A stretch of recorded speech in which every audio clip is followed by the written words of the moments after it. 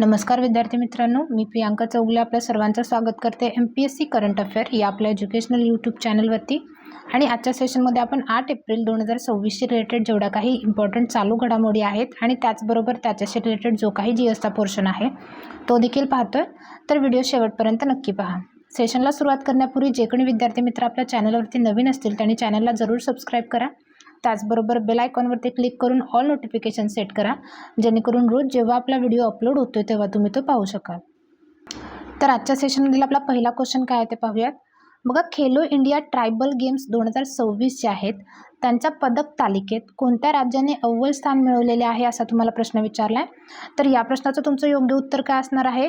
ड, छत्तीसगडने अव्वल स्थान मिळवलेलं आहे. आता खेलो इंडिया आदिवासी खेळ 2026 बद्दल जर बोलायचं झालं तर ही त्याची पहिली आवृत्ती आहे. 25 मार्च ते 3 एप्रिल 2026 दरम्यान ह्याचं आयोजन करण्यात आलेलं होतं. कोणत्या ठिकाणी? छत्तीसगडमध्ये. आता छत्तीसगडमध्ये नेमकं कुठं? तर 3 शहरं आहेत, रायपूर, जगदलपूर आणि सुरगोजा या 3 ठिकाणी याचं आयोजन करण्यात आलेलं होतं. आता त्याचा मॅस्कॉट काय आहे बघा, मोरवीर हा त्याचा मॅस्कॉट आहे. आता मोरवीर जे आहे ते आदिवासी संस्कृती, अभिमान आणि शौर्याचं प्रतीक आहे. याच्यामध्ये 7 खेळ जे आहेत ते समाविष्ट आहेत. 7 पदकांचे खेळ आहेत, जसं की ॲथलेटिक्स, फुटबॉल, हॉकी, वेटलिफ्टिंग, तिरंदाजी, जलतरण आहे आणि 2 प्रात्यक्षिक खेळ आहेत, जसं की मल्लखांब आणि कबड्डी. त्याच्यानंतर याच्यामध्ये बघा, कर्नाटक, उडिसा, झारखंड आणि महाराष्ट्र हे पहिले 4 राज्य आहेत, ज्याच्यामध्ये कर्नाटकनं 23 गोल्डसह 38 एकूण पदकं मिळवलेली आहेत. ओडिसानं 21 गोल्ड आणि 57 एकूण पदकं मिळवलेली आहेत. तर झारखंडनं 16 गोल्ड मिळून 35 एकूण पदकं मिळवलेली आहेत. आणि महाराष्ट्राबद्दल जर बोलायचं झालं तर महाराष्ट्राला 6 गोल्ड, 10 सिल्वर आणि 4 ब्रॉन्झ या मेडलसह महाराष्ट्राची एकूण पदक संख्या किती आहे? 20 आहे. तर हे लक्षात ठेवा. त्याच्यानंतर स्टॅटिक करंट अपडेट बघायचे झाले तर बघा, खेलो इंडिया पॅरा गेम्स 2025. आता सगळ्या गेम्सबद्दल, खेलो इंडियाच्या जेवढ्या आवृत्ती आहेत किंवा जेवढे खेळ आहेत त्याच्याबद्दल आपण जाणून घेऊया. बघा, खेलो इंडिया पॅरा गेम्स 2025 जे आहेत ही त्याची दुसरी आवृत्ती होती. याचं आयोजन कुठे करण्यात आलेलं होतं? नवी दिल्लीमध्ये. आणि मार्चमध्ये याचं आयोजन करण्यात आलेलं होतं. याचा शुभंकर होता उज्ज्वला, म्हणजेच एक चिमणी आहे, तिचं नाव आहे उज्ज्वला. आणि याची टॅगलाईन काय होती? मर्यादांच्या पलीकडचे विजेते. याचं सॉन्ग होतं माझा भारत खेळेल, माझा भारत जिंकेल असं. आणि याच्यामध्ये प्रथम क्रमांकावरती होतं तमिळनाडू आणि उत्तर प्रदेश. ठीक आहे. त्याच्यानंतर बघा, खेलो इंडिया यूथ गेम्स 2025. आता ही त्याची कितवी आवृत्ती होती? 7वी आवृत्ती होती. याचं आयोजन जे आहे ते बिहारमध्ये करण्यात आलेलं होतं. याच्यामध्ये जिम्नॅस्टिक, नेमबाजी, सायकलिंग अशा स्पर्धा होत्या, ज्या नवी दिल्लीमध्ये आयोजित केलेल्या होत्या. त्याच्यानंतर शुभंकर काय होता? गजसिंह. आता याची टॅगलाईन काय होती? बिहार सोबत खेळाचे रंग. याच्यामध्ये महत्त्वाचं आहे की महाराष्ट्र पहिल्या नंबरवरती होता. याच्यामध्ये महाराष्ट्राने 58 गोल्ड, 47 सिल्वर तर 53 ब्रॉन्झ मेडल मिळवलेले होते. आणि दुसऱ्या नंबरवरती हरियाणा, तर तिसऱ्या नंबरवरती कोण होतं? राजस्थान. त्याच्यानंतर बघा, Khelo India water sports festival. आता ही त्याची कितवी आवृत्ती होती? पहिलीच आवृत्ती होती. आणि कुठे आयोजन करण्यात आलेलं होतं? श्रीनगरमधील दल सरोवर या ठिकाणी ऑगस्टमध्ये याचं आयोजन करण्यात आलेलं होतं. याच्यामध्ये शुभंकर होता रंगीत हिमालयन किंगफिशर. आणि याच्यामध्ये मध्य प्रदेश पहिल्या क्रमांकावरती होता 10 गोल्ड मेडलसह. त्याच्यानंतर 5व्या खेलो इंडिया युनिव्हर्सिटी गेम्स 2025 याचं आयोजन करण्यात आलेलं होतं राजस्थानमधील जयपूर, अजमेर, भरतपूर, उदयपूर, जोधपूर आणि कोटासारख्या ठिकाणी. आणि शुभंकर होता खम्मा आणि घणी. ठीक आहे. याच्यामध्ये चंदीगड विद्यापीठ हे अव्वल स्थानी होतं. बघा, दुसरे खेलो इंडिया बीच गेम्स 2026 हे घोराला बीच, दीव या ठिकाणी आयोजित करण्यात आलेलं होतं. आणि याचा मॅस्कॉट होता पर्ल, जो की एक डॉल्फिन आहे. जानेवारी 2026 मध्ये याचं आयोजन करण्यात आलेलं होतं. आणि कर्नाटक हा 3 सुवर्ण पदक, 2 रौप्य पदक आणि 6 कांस्य पदकांसह याच्यामध्ये अव्वल स्थानी होता. तर एवढे सगळे खेलो इंडिया गेम्स जे आहेत हे आपण पाहिलेले आहेत. याच्यावरती परीक्षेला प्रश्न विचारले जाण्याची शक्यता आहे. आपण जे हे सगळे क्वेश्चन फ्रेम करतोय ते तुमच्या परीक्षेच्या दृष्टिकोनातून अत्यंत महत्त्वपूर्ण असे आहेत. आपले लेक्चर्स देखील इम्पॉर्टंट आहेत. आपण अजिबात वेळ न दवडता किंवा अजिबात कोणतीही अनयुजफुल माहिती याच्यामध्ये घेत नाही आहे, जी तुमच्या परीक्षेला उपयुक्त आहे अशीच माहिती आपण घेतो आहे. तर व्हिडिओ तुम्हाला आवडत असेल तर व्हिडिओला एक लाईक जरूर करा आणि त्याचबरोबर हे व्हिडिओ जे आहेत ते तुमच्या फ्रेंड्ससोबत देखील शेअर करा. चॅनलला सबस्क्राईब केलं नसेल तर चॅनलला नक्की सबस्क्राईब करा. आपला नेक्स्ट क्वेश्चन आणि मोस्ट इम्पॉर्टंट क्वेश्चन आहे बघा, अलीकडेच माझे गाव निरोगी गाव ही ग्रामीण आरोग्य मोहीम कोणी सुरू केली असा तुम्हाला प्रश्न विचारलाय. तर या प्रश्नाचं तुमचं योग्य उत्तर काय असणार आहे? क, महाराष्ट्र. तर महाराष्ट्र राज्याने माझे गाव निरोगी गाव ही ग्रामीण आरोग्य मोहीम जी आहे ती चालू केलेली आहे. ठीक आहे. आता याचं उद्दिष्ट काय आहे? गावामध्ये आरोग्य सुविधा किंवा आरोग्य सेवा जी आहे ते सुधारणं, त्याच्यानंतर आरोग्यविषयक जनजागृती वाढवणं आणि प्रत्येकाला जो गावात राहतोय त्या प्रत्येकाला आपल्याच गावात उपचार मिळवून देणं किंवा मिळायला हवेत या उद्दिष्टानं हे चालू केण्यात आलेले आहे. आता याच्यामध्ये बघा सुविधा कोणत्या प्रोव्हाइड केल्या जाणार आहेत? ECG आणि डायलिसिस सारख्या सेवा ज्या आहेत त्या इथं मोफत दिल्या जाणार आहेत, फ्री ऑफ कॉस्ट दिल्या जाणार आहेत. गरिबांना उपचार देण्यावरती इथे विशेष लक्ष केंद्रित करण्यात येणार आहे. बघा महात्मा ज्योतिराव फुले जन आरोग्य योजना जी आहे ती आता प्रत्येक प्राथमिक आरोग्य केंद्रात राबवण्यात येणार आहे. या योजनेअंतर्गत महाराष्ट्राशी रिलेटेड क्वेश्चन आलेला आहे, तर महाराष्ट्राबद्दल ईच अँड एव्हरी पॉईंट जो इम्पॉर्टंट आहे तो आपण इथे डिस्कस करूयात. बघा राजधानी मुंबई आहे, मुख्यमंत्री देवेंद्र फडणवीस आहेत, उपमुख्यमंत्री एकनाथ शिंदे, त्याचबरोबर सुनेत्रा पवार आहेत, राज्यपाल जिष्णू देव वर्मा आहेत. लोकसभेमध्ये 48, राज्यसभेमध्ये 19, विधानसभेमध्ये 288 तर विधान परिषदेत 78 सीट्स आहेत. एलिफंटा लेणी इम्पॉर्टंट आहे, कुठे आहे ही? धारापूर, महाराष्ट्र या ठिकाणी आहे. त्याच्यानंतर बघा महाराष्ट्राशी रिलेटेड करंट अपडेट बघायचे झाल्या तर आरोग्य मेळा 2026 महाराष्ट्रात आयोजित करण्यात आला होता आणि महाराष्ट्रातील सौंदला हे गाव बरेच अलीकडे चर्चेत होतं, कारण की भारतातील पहिलं हे जातमुक्त गाव बनलेलं आहे. महाराष्ट्रातील वसई कॅथेड्रल जे आहे त्याला संवर्धनासाठीचा युनेस्को पुरस्कार देण्यात आलेला आहे आणि भारतातील पहिला संगीतमय रस्ता कोठे बांधण्यात आला असा जर तुम्हाला परीक्षेला प्रश्न आला तर त्याचं योग्य उत्तर काय असणार आहे? मुंबई. ठीक आहे. संरक्षण मंत्री राजनाथ सिंह यांनी नागपुरात दारुगोळा युनिटचं उद्घाटन केलेलं आहे. त्याचबरोबर नवी मुंबईत भारतरत्न डॉक्टर बाबासाहेब आंबेडकर अधिवक्ता प्रशिक्षण आणि संशोधन केंद्राचं उद्घाटन करण्यात आलेलं आहे.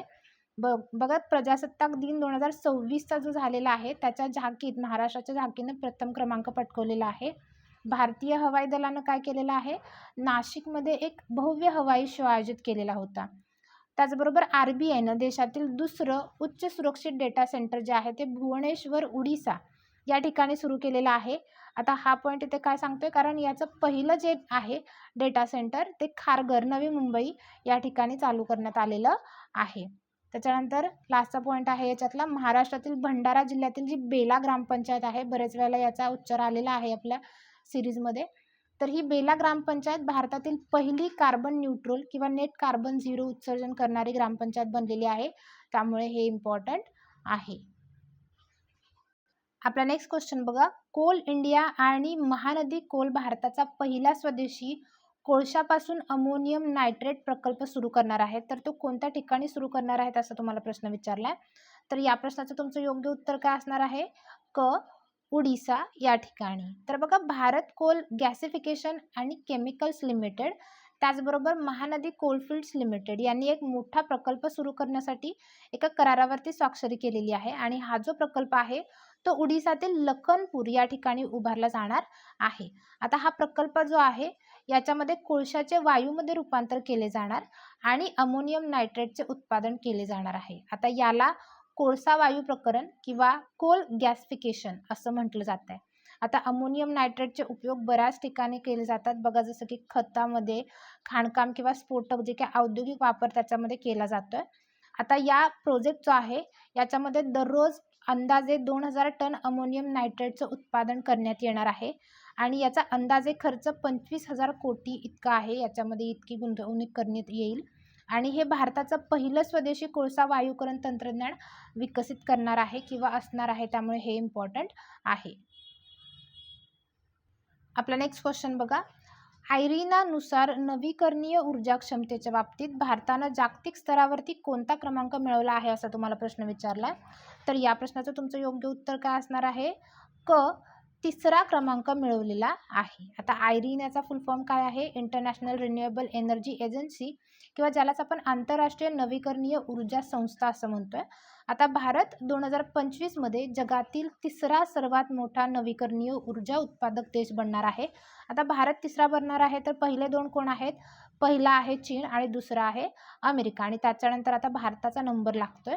स्वच्छ ऊर्जा जसं की सौर ऊर्जा, पवन ऊर्जा आणि जल ऊर्जा निर्माण करणाऱ्या देशांमध्ये भारत आता अग्रस्थानी आहे. आता भारताची जर प्रोग्रेस बघायची झाली तर 2023 मध्ये एकूण क्षमता किती होती? 176 गिगावॅट, आणि 2025 मध्ये त्याचं वाढून किती झालेली आहे? अंदाजे 250 गिगावॅट इतकी झालेली आहे.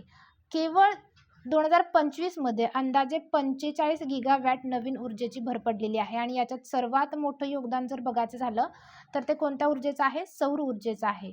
आता भारतामध्ये सर्वात वेगानं वाढणारं सौर ऊर्जा हे क्षेत्र बनलेलं आहे.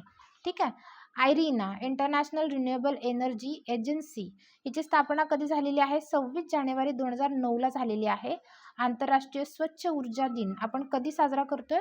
26 जानेवारीला. आता का साजरा करतो हे तुमच्या लक्षात आलंच असेल, कारण इंटरनॅशनल रिन्युएबल एनर्जी एजन्सीची स्थापना झालेली आहे 26 जानेवारीला. ठीक आहे. मुख्यालय कुठे आहे? अबुधाबी, संयुक्त अरब अमिरात या ठिकाणी. आणि याचं उद्दिष्ट काय आहे? जागतिक स्तरावरती नवीकरणीय ऊर्जेला वापराला प्रोत्साहन देणं. आता या संघटनेतून अमेरिकेनं माघार घेतलेली आहे. ठीक आहे. स्टॅटिक अपडेट बघायचं झाल्या तर बघा, ईशान्य भारतातील पहिली भूऔष्णिक उत्पादन कुठे करण्यात आलेलं आहे? अरुणाचल प्रदेश या ठिकाणी. त्याचबरोबर ऊर्जा संक्रमण निर्देशांक रिलीज करण्यात आलेला होता 2025 मध्ये वर्ल्ड इकॉनॉमिक फोरमद्वारे. त्याच्यामध्ये भारताचा 71वा क्रमांक लागतोय आणि स्वीडन हा पहिल्या नंबरवरती आहे. त्याच्यानंतर 15 गिगावॅटपेक्षा जास्त नवीकरणीय ऊर्जा चालवणारी पहिली भारतीय कंपनी कोणती? असा जर तुम्हाला परीक्षेला प्रश्न विचारण्यात आला तर त्याचं योग्य उत्तर काय असणार आहे? Adani green energy limited. ठीक आहे.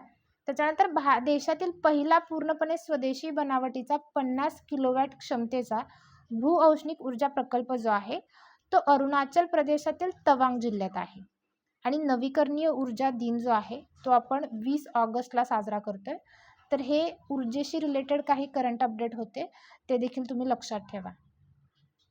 आपला नेक्स्ट क्वेश्चन बघा. 2026 मध्ये म्यानमारची अध्यक्षीय निवडणूक कोणी जिंकली असा तुम्हाला प्रश्न विचारलाय. तर या प्रश्नाचं तुमचं योग्य उत्तर काय असणार आहे? क. मिन ऑंग हायिंग यांनी जिंकलेली आहे.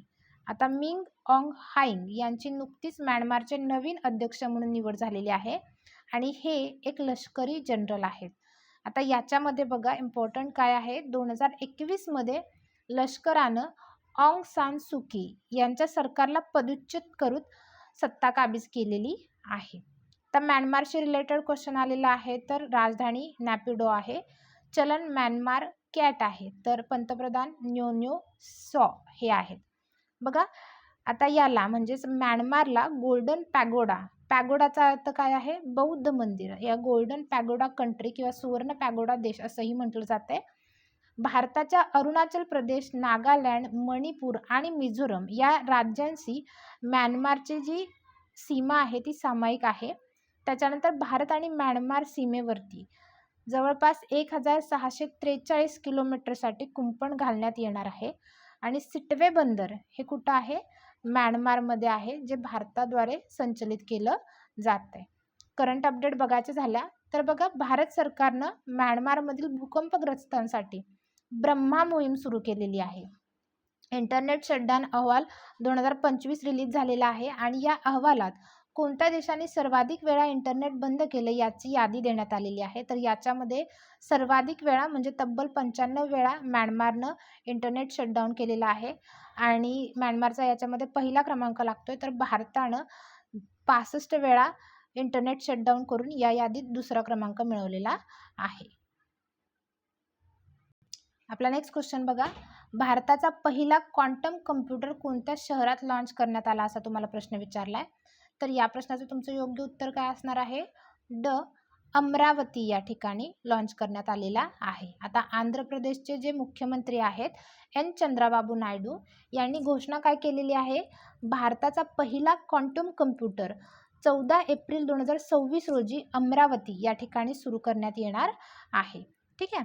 आता क्वांटम कम्प्युटरची नेमकी कन्सेप्ट काय आहे? क्वांटम कम्प्युटर हा एक अत्यंत शक्तिशाली संगणक आहे किंवा तो सामान्य संगणकापेक्षा कित्येक पटीनं अधिक वेगानं गुंतागुंतीची कामं करू शकतो.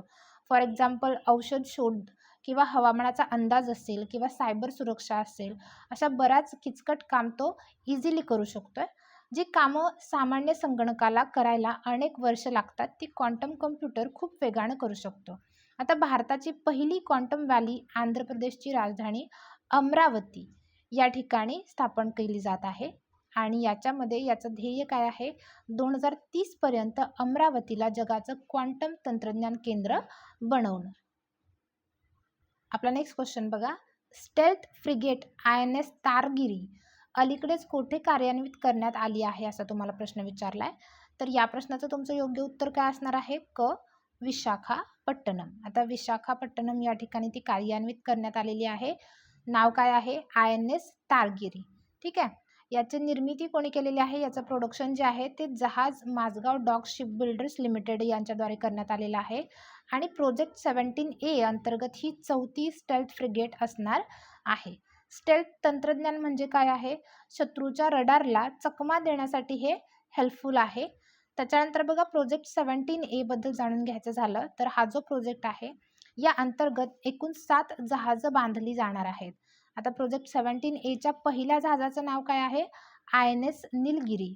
त्याच्यानंतर नीलगिरी, उदयगिरी, तारागिरी आणि महेंद्रगिरी ही जी 4 जहाजं आहेत ती माझगाव डॉक शिप बिल्डर्स लिमिटेडद्वारे बांधली जाणार आहेत. तर हिमगिरी आणि दुनागिरी त्याचबरोबर विंध्यगिरी ही 3 जहाजं जी आहेत ती GRSBद्वारे बांधली जाणार आहेत. तर आजचं आपलं लेक्चर इथेच संपत आहे. आय होप लेक्चर तुम्हाला आवडलं असेल. लेक्चरशी रिलेटेड तुम्हाला काहीही क्युरीज असला तर त्या कमेंट बॉक्समध्ये नक्की मेन्शन करा. तुम्हाला लेक्चर कसं वाटतं हे देखील तुम्ही कमेंट बॉक्समध्ये मेन्शन करू शकताय. व्हिडिओ आवडत असल्यास व्हिडिओला एक लाईक जरूर करा. चॅनलला अजूनपर्यंत सबस्क्राईब केलं नसेल तर अशाच नवीन करंट अपडेटसाठी आणि तुमच्या परीक्षेमध्ये युजफुल इन्फॉर्मेशनसाठी चॅनलला सबस्क्राईब जरूर करा. व्हिडिओ पूर्ण पाहिल्याबद्दल धन्यवाद.